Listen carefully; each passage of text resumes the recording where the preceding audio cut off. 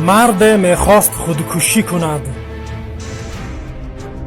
شخصی رهگذر او را در حالت خودکشی کردن دید و گفت: ای مرد، چی کار کرده ایستاده ای؟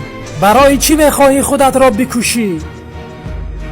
مرد با آواز اندوهناک پاسخ داد: مشکلی خانوادگی دارم، میخواهم خودم را بکشم.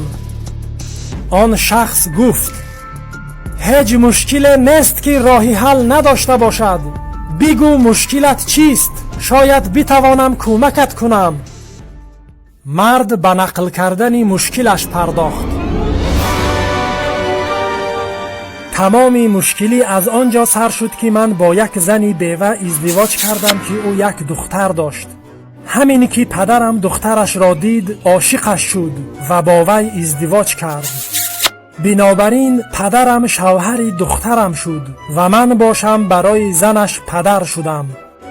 بعد از مدت زنم دوگانیک تولد کرد که یک پسر بود و دیگری دختر.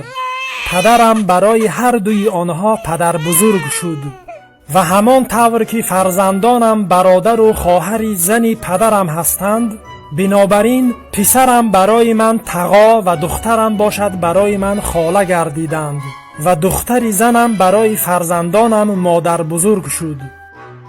بعد از چند مدت دیگر زنی پدرم بچه دار شد، فرزندش برادرم شد و در عین زمان برای من نبیره هم گردید، زیرا نبیره زنم به حساب می آمد و همان طوری که زنم مادر بزرگی برادرم می باشد، مادر بزرگی من هم به حساب می آید. با این حساب من از یک طرف برای مادر بزرگم شوهر به حساب می آیم و از طرف دیگر برای برادرم، یعنی برای برادری پدریم، پدر بزرگ به شمار می آیم. در نتیجه من برای خودم پدر بزرگ به حساب می آیم و در عین حال نبیره خودم نیز هستم. شخصی رهگذر بعد از شنیدن این ماجرا با اینکه هیچ چیز را نفهمید گفت: فهما تو حق داری برای خودکشی کردن. باور کن من دیگر هیچ گپ ندارم. پناهت به خدا، من رفتم.